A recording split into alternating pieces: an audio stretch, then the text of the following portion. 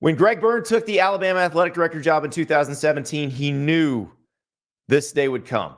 He's gamed it out. He has run the scenarios over and over and over again, but now he has to do it for real. He has to replace the greatest of all time, Nick Saban.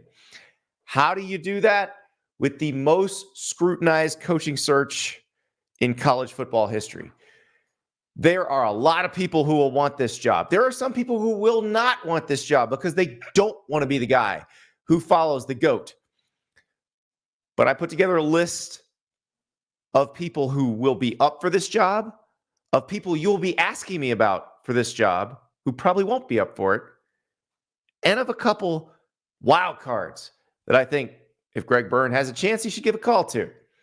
So let us start with the ones I think are the most likely to be considered for this job. Mike Norvell at Florida State, down in Tallahassee, not far from Tuscaloosa. He's been recruiting in the same general region. He just led Florida State to a 13-0 regular season. And oh, by the way, the Seminoles got jumped by the one-loss Crimson Tide for a playoff spot. So if you are Mike Norvell and Alabama says, hey, come coach the team that they put in the playoff instead of the one you're at, I think you're going to listen to that. $4 million buyout, pretty cheap when we're talking about these things, and you'll see why in a second.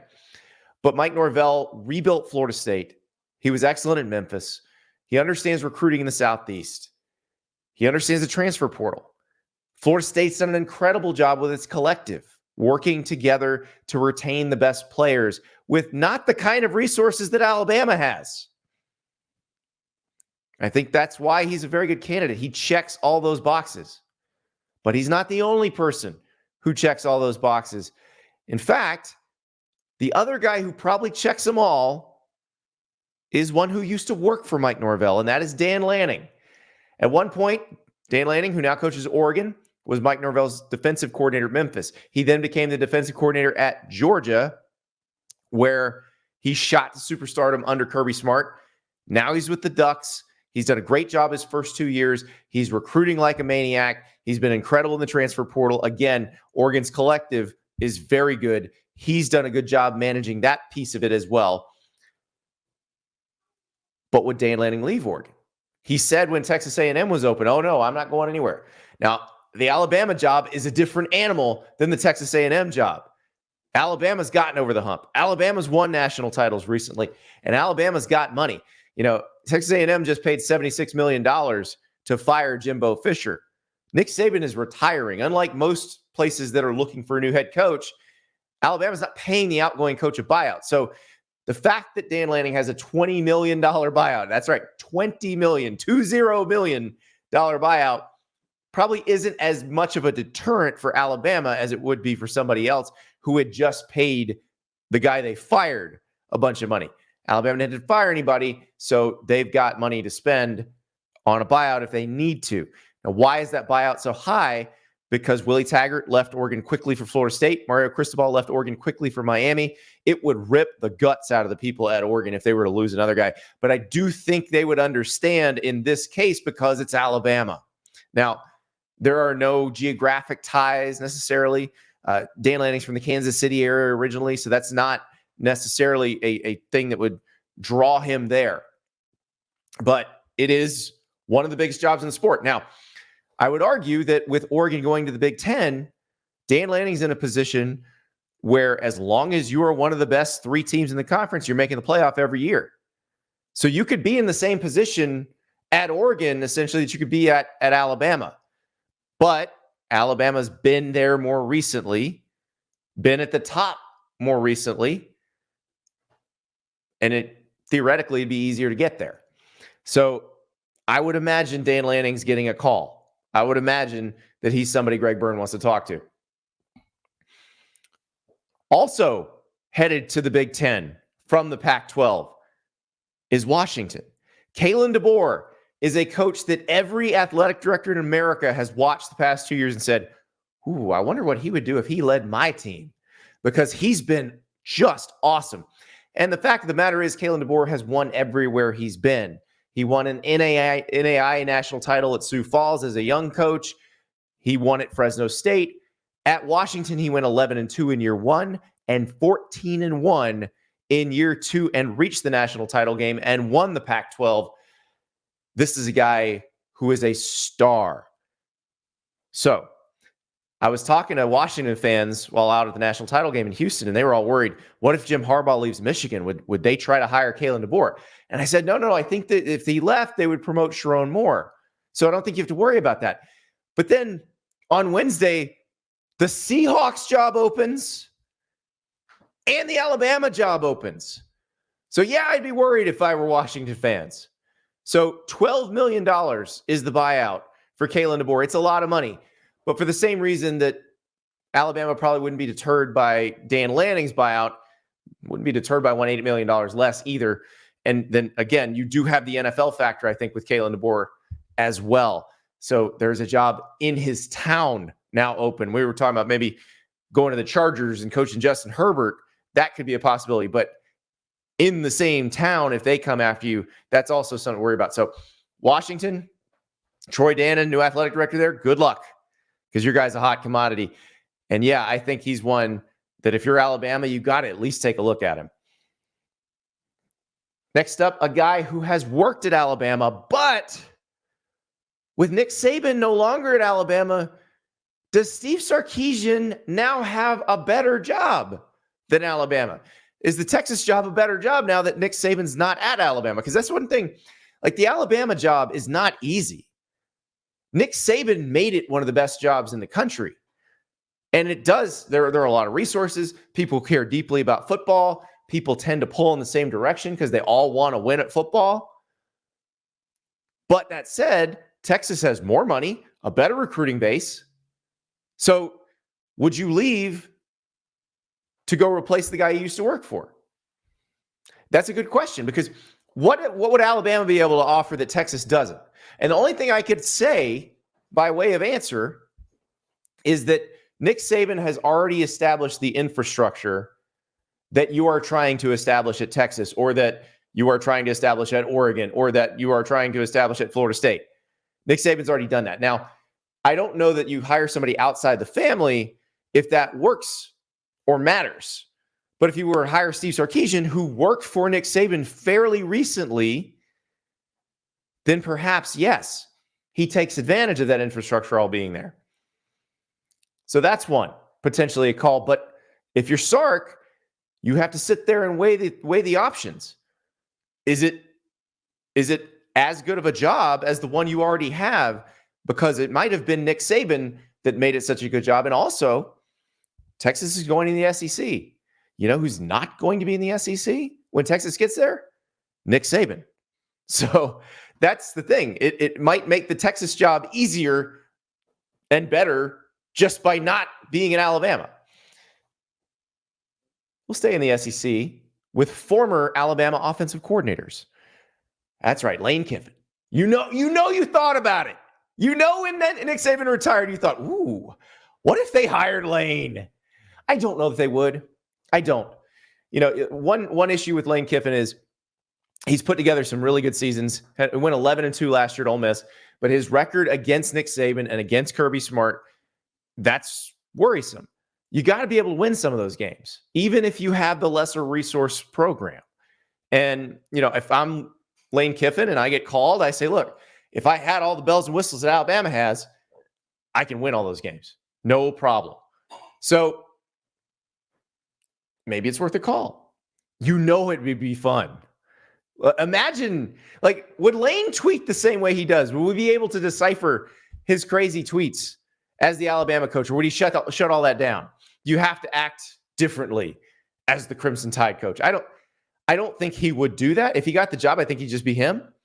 But I'm not sure Alabama's ready for all that. I'm not sure that might be too much for Alabama right now. But good Lord, would it be fun if Lane Kiffin was Alabama's coach?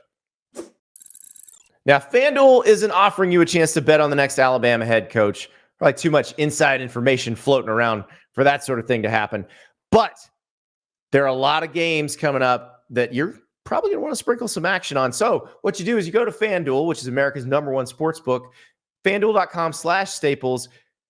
You make a $5 bet and every new customer will get $150 in guaranteed bonus bets. So make a $5 bet, get $150 in guaranteed bonus bets.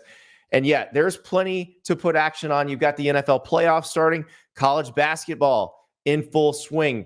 You could have made some money last night if you'd have bet on Iowa State to beat Houston. They shocked the world. Oklahoma going to Allen Fieldhouse to play Kansas this weekend. That's going to be a big one. Kentucky is headed to Texas A&M this weekend. That will be a huge game. So plenty to watch, plenty to throw a little action on. Go to fanduel.com/staples, get signed up, place that $5 bet, and you get $150 in bonus bets. That's fanduel.com/staples. Here's one more name. I don't know that Alabama would be up for hiring him, but I do think he and his people would like Alabama to consider him, and that is Marcus Freeman at Notre Dame. Now, a couple of years ago, we said there's no way in hell that the head coach of Notre Dame is leaving to go coach somewhere else. And then we saw Brian Kelly leave to go to LSU. So if you think for a second that if Alabama called and offered Marcus Freeman the job, that he'd automatically turn it down, no. Do not think that. Don't think that. Now, maybe he would use it to get a raise at Notre Dame, but Alabama's an easier job than Notre Dame. Your expectations are higher, but the talent pool you're recruiting from is deeper because Notre Dame's got some academic standards that limit who you can recruit. It's harder to get a deep team at Notre Dame, the kind of depth you need to win national championships. And yes, a lot of the Notre Dame fan base expects national championships still. Alabama's absolutely expects national championships, but the structure's in place to win them. So if you're Marcus Freeman and you get that call, you absolutely consider it. James Franklin at Penn State. Now, this is the kind of same situation as Kiffin, where he's been a consistent winner, but has not won the big games against the best opponents. The last time he beat Ohio State was 2016. They won the Big Ten that year, but they've seemed pretty far away from Ohio State and Michigan these last few years. As Michigan has distanced itself from Ohio State, they've also distanced themselves from Penn State. And so that would be something that Franklin would have to overcome if he were to be a candidate for this job. He would have to convince Greg Byrne, I can win those games. Because guess what? Texas is going to be really good. Oklahoma is going to be really good. Georgia is probably still the best overall program in the sport in the last 5 years. Auburn's going to be good. Tennessee's going to be good. You're beset on all sides when you're the Alabama coach. The standard is incredibly high. So you got to prove you can live up to that. Now, one thing James Franklin can say that Greg Byrne will understand as an SEC AD is, hey, I won 9 games 2 years in a row at Vanderbilt. Do you know how hard that is? Do you know how many coaches could pull that off? Something you might want to bring out. Here's a name that I almost left off the list because I don't want you to think I'm just chasing engagement. I don't want you to think I'm just doing that for the clicks. Tim Watts from Bama Online, our publisher at Bama Online, he said, go ahead and put Deion on there. Because if Nick Saban has any input on this thing, he respects Deion, and he might say, hey, give him a call. Now, how do they know each other? Well, you've seen the commercials. Aflac! That's how they know each other. But they do like each other quite a bit. Saban has a lot of respect for Deion. I just don't know if Deion would be able to recruit at the level of Nick Saban. Nick Saban is a maniacal, or was, I can't say was yet. It's still processing, but is a maniacal recruiter. I don't know that Deion is. We haven't necessarily seen that yet. We did see him get Travis Hunter when he was at Jackson State. We saw him sign Jordan Seaton, who was the number 1 offensive tackle in this year's class at Colorado, but not the consistent layer after layer, 5-star upon 5-star. That's what Nick Saban does. And you can do that at a different level. You recruit, above your weight class at the level you're at. And Deion hasn't really done that. He's brought a couple guys in, but it has not been consistent enough, I would think, to suggest that he can replace Nick Saban and he can recruit like Nick Saban. So we will see what happens with Deion. I do know Nick Saban likes him. So who knows? He maybe get a call. Here's another guy who I think you guys are all going to ask about, who I do not think will end up being Alabama's head coach. We've talked about Dabo Swinney as a potential replacement for Nick Saban for a long time. And it makes sense. Dabo is a proud Alabama alum. He played there. But I've always thought that Dabo wanted to forge his own path at Clemson, wanted to be basically Clemson's Bear Bryant, and that he would retire at Clemson. And nothing in the past few years has changed my mind on that. In fact, I feel like Dabo is closer to retirement than he would be taking another job and trying to do it somewhere else. And here's the thing. If you're even going to consider Dabo for this job, you got to say, hey, dude, you got to use the transfer portal. He's not using it at Clemson. He doesn't believe in it. You have to have it. You absolutely have to have it at Alabama. You know, Nick Saban's used it pretty well. Jamison Williams a few years ago, critically important transfer. Heck, even before the rules changed for transfers, Jake Coker was a transfer quarterback who led Alabama to a national title. You've got to use it. And I think that would be a disqualifying factor for Dabo Swinney. He's not using it at Clemson, and nothing suggests he's used it somewhere else. So I just don't know that you would hire him. Now let's throw an NFL name out there. And this is a guy who I think is going to get another NFL head coaching job. But while he's unemployed, I say you give him a call. Mike Vrabel just got fired by the Tennessee Titans. Should he have been fired by the Tennessee Titans? Absolutely not. That was a mistake. But somebody's going to get really lucky and hire Mike Vrabel as their head coach. It's probably going to be another NFL team. It may even be the one he played for, the Patriots, depending on what happens with Bill Belichick.